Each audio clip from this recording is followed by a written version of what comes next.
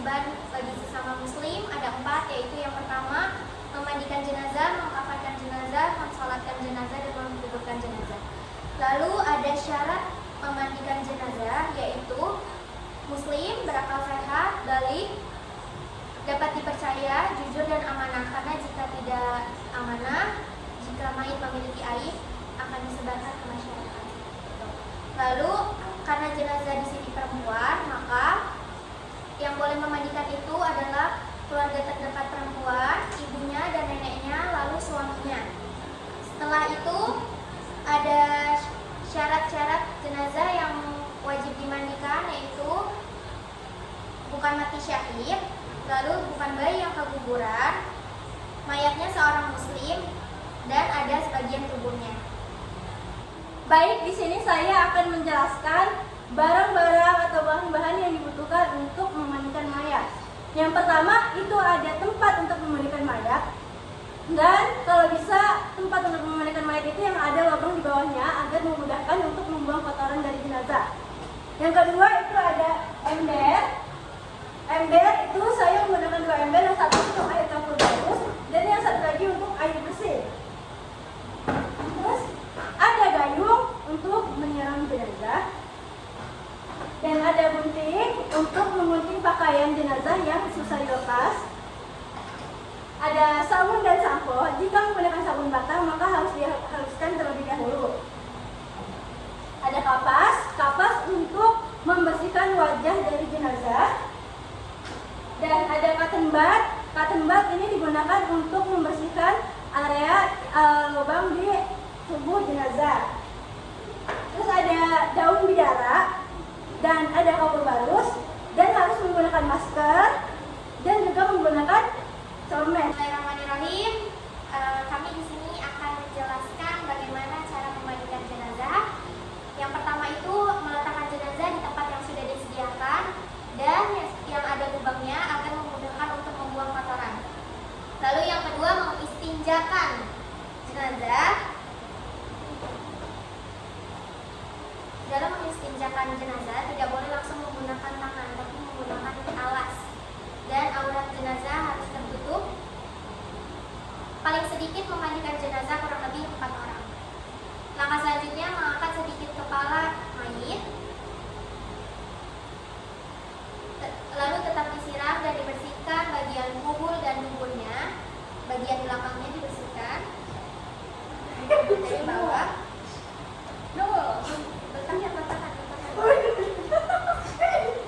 Lalu membersihkan gigi, lalu membersihkan gigi, bagian yang berlubang, bagian telinga, bagian hidung, lalu membersihkan menggunakan kapas.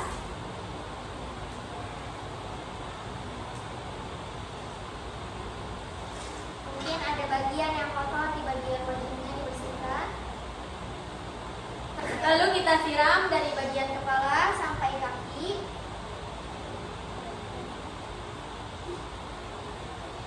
Karena jenazah perempuan, maka kita melafazkan niat seperti berikut.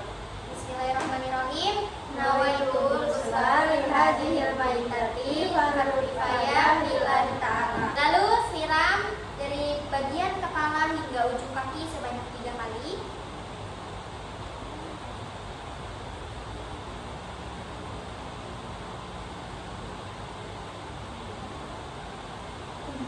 Lalu siram bagian kanan sebanyak 3 kali.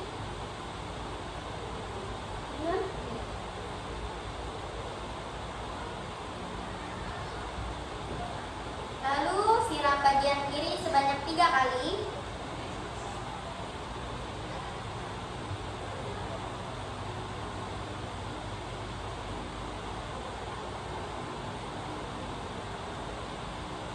Jenazah dimiringkan ke sebelah kiri, dibersihkan dari lambung kanan, bagian belakangnya. Dibersihkan dari lambung kanan dan hingga bagian bawahnya.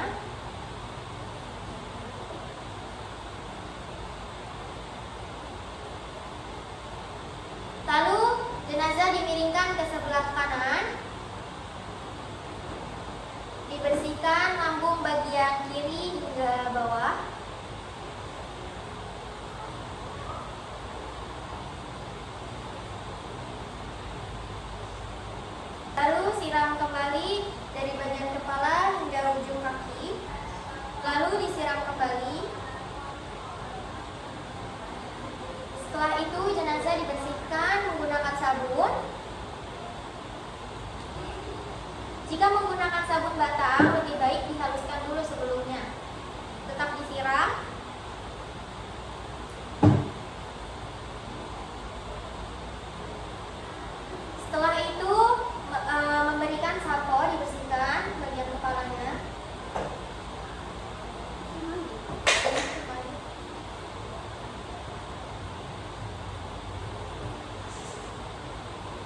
siram kembali pelan-pelan dari bagian kepala sampai ujung kaki. Setelah itu dibersihkan menggunakan air kapur barus atau daun bidara.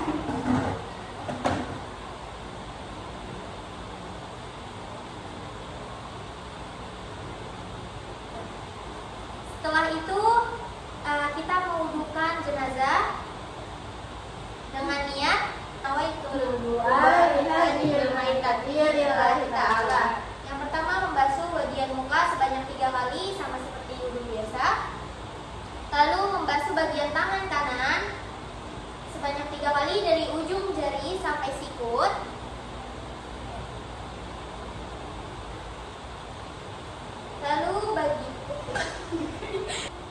Lalu bagian tangan kiri dari ujung jari sampai sikut sebanyak 3 kali.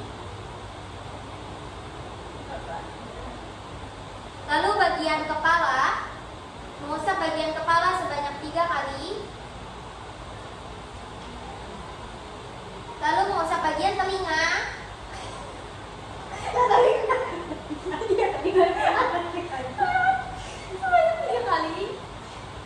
Lalu kaki bagian kanan sebanyak 3 kali.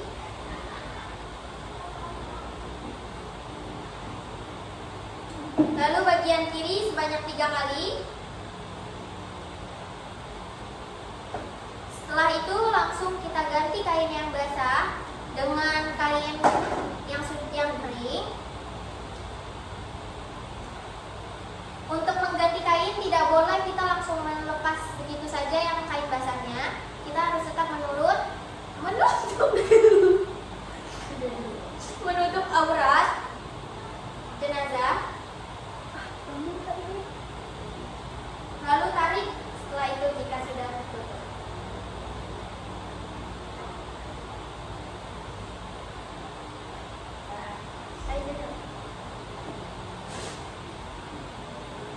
Mungkin cukup sekian dari kami. Syukron. Assalamualaikum warahmatullahi wabarakatuh.